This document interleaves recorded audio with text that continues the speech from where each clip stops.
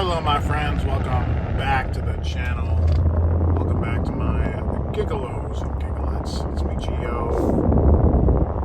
Y'all know who the fuck it is. Alrighty, it is Sunday, May 16th. Correct? That sounds right. Yeah. And I am en route to my second task of the day. I keep on thinking to myself, like, what happened to what I just finished doing right now is so funny, because these are the kind of videos you don't see on YouTube, especially for gig workers. As you guys know, I call myself the American Gig-Olo, because I make my money from gigs. All day in, day out. So, the original plan today was to wake up before, run Lyft until 9:30, try to make anywhere from $150 to $200, and then go to my first task, run Lyft again, go to my second task, and then drive directly to my third task. Well, the plan was disrupted immediately when I only made $127 on Lyft in roughly 5 hours, because I got to Spicy was meeting me for the first job, which was a job we couldn't even complete. I mean, it wasn't our fault. It was just, we were supposed to swap one air conditioning unit for another. The one that we were putting in was very heavy, so it required 2 people to move it and lift it and all that stuff. And then it didn't even fit in the housing unit, so yeah. So on the way there, I get a phone call. Actually, no, sorry. Wrong. I was on a Lyft ride.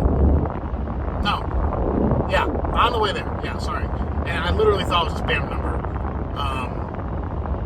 It's a number I didn't recognize. I'm just like, not answering that shit. Oh, would you like to hear more about extended warranty or whatever scams they're pushing now? I thought it was one of those numbers, right? So I checked the voicemail, and it's actually one of my Turo clients. and the voicemail says, hey, this is we rented your car, and there's no battery. You're saying the key fob battery is dead. Please give us a call back. Something to myself like, fuck, right? So I get back. I stop at the right outside the client's place. I'm on the phone with him. He's telling me that there's no remote detected, so he thinks the battery and the key fob is dead, and the car won't start. So I'm like, okay.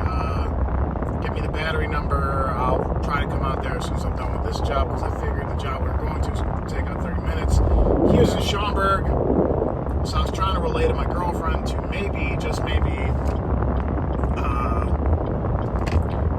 she can pick up the battery and meet me and the client there. And then, so he's like, okay, fine. So he's calling me. I'm at the job. Job takes 30 minutes, almost exactly. And then I gun it to fucking Schaumburg. Just gunned it. He's telling me he thinks the car battery is dead too. So I'm calling my girlfriend. I'm like, hey, go get jumper cables too, because I don't know why I never did, but I don't own jumper cables. I used to have one of those battery pack things that you just, you charge it at home, and then essentially, yeah, whatever. I don't even know what happened to that thing. That was a good investment too. So, girlfriend, I get there, and according to Google, if you can't turn on any of the lights or whatever while the car is not started, that means the battery is drained. So I get in there immediately, I start hitting buttons, try to turn the lights on, nothing's turned on, and I'm like, yeah, it seems pretty, dehydrated as fuck. Oh, that's something I forgot to mention. Just something litter in my own car. I had the stomach flu on Friday. Really bad.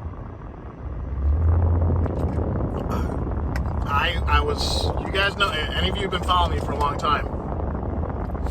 I don't usually complain about being sick or missing days of work. Like, if you guys remember, beginning of 2019, I had really bad bronchitis. If you guys remember all those videos, I was coughing up a storm for a month and a half. I never took a day off or anything like that. I had a really bad stomach flu on Friday. I slept. It was so bad. I had to cancel my 2 tasks on Saturday because I literally I didn't know what was going on with me. Had the chills, had the runs. I was super tired, and then yesterday over the course of the day, I just started feeling moderately better. So back to the story. So I'm talking to him. Nothing is turning on in the car, right? So all this is going on. Nothing's turning on. I'm confident at this point that the battery is dead. So girlfriend shows up with jumper cables. We jump the car. It starts right away. I go put the new battery in the key fob since we're already there. And after about 15 minutes, we turned the car off that just got jumped because you're supposed to let it run for 30 minutes or whatever. And then, but after 15 minutes, I'm like, okay, let's go test it. If not, we'll just jump it again. Gets in it, turns it off, turns it on right away, turns it off, turns it on right away. So it's running, it's turning on perfectly fine now. Everything seems to be working order. And then, so he had to go, he's running late at this point. And I'm like, okay, I want to make sure this doesn't happen again over the course of your trip. So what I did was I went to AutoZone and I got a battery tester and I drove over there, came back, I bought the tester, came back, did it right in front of the client. I'm a transparent guy. I'm not gonna be one of those fucking sneaky ass gypsies saying the car's running perfectly when it's not.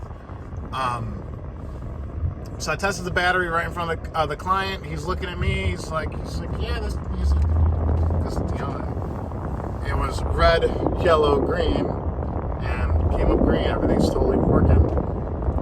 And we ran it for a little bit. Everything seemed fine. Fucking blasted the air conditioning. Everything ran fine. Sit down here. There's a speed trap. And so I told him, like, okay, dude, anything else you gotta, let me know. I mean, we got lucky today. We got lucky that I was available between jobs for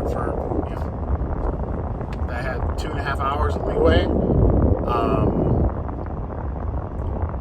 And got lucky that we can diagnose and fix the problem pretty quickly. I think to myself, the car's got 31,000 miles on it. There's no way the alternator's blown that quickly, right? Or anything like that.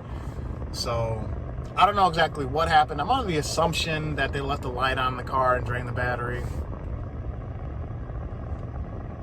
I don't know. I wasn't driving it. But it was just one of those. It was definitely, a curveball got thrown at me today.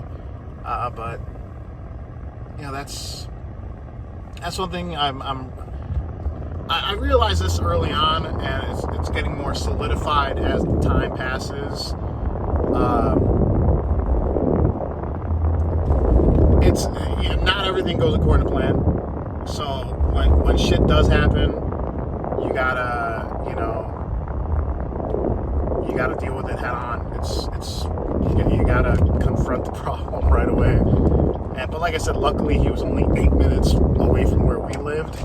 I mean, I had to drive into the city, but there's no traffic. Or I had to drive from the city, but there's no traffic, so it wasn't that bad.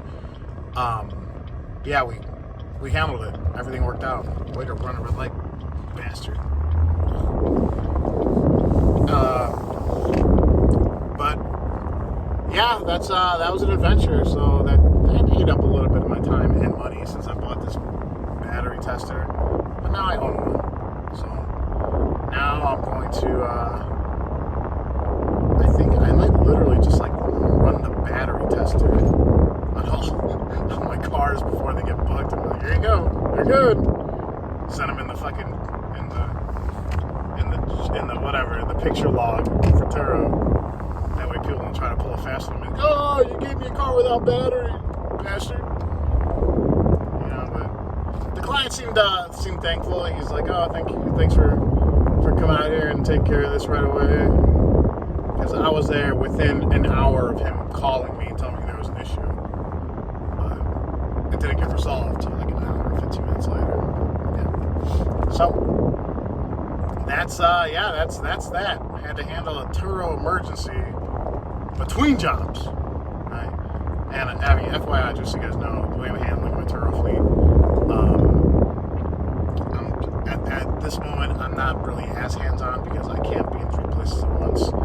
So my dad has been helping me out most of the time. He's been doing most of the O'Hare, drop-offs and pickups and all that stuff. Only because I don't have the ability to be in that many places at one time. Until I figure out that, then I'll rule the world. Until then, I need extra reliable hands to handle these things. So this is the first Turo client I've interacted with in like 3 weeks. Yeah, probably. Yeah, that sounds about right. And yeah, it was just weird. He's like, well, hopefully I don't have to talk to you again until Wednesday. I want everything to go as smoothly as possible. That's my approach to Turo. It's not exactly maximizing earnings, not pulling any kind of fast ones, just everything smooth, nice and smooth, no problems. So, yeah. Of course, you're gonna run into the eventual ones. All right, guys, so I got for this one. I thank y'all for watching. Everyone, please stay safe, stay driven, stealthy, stay classy.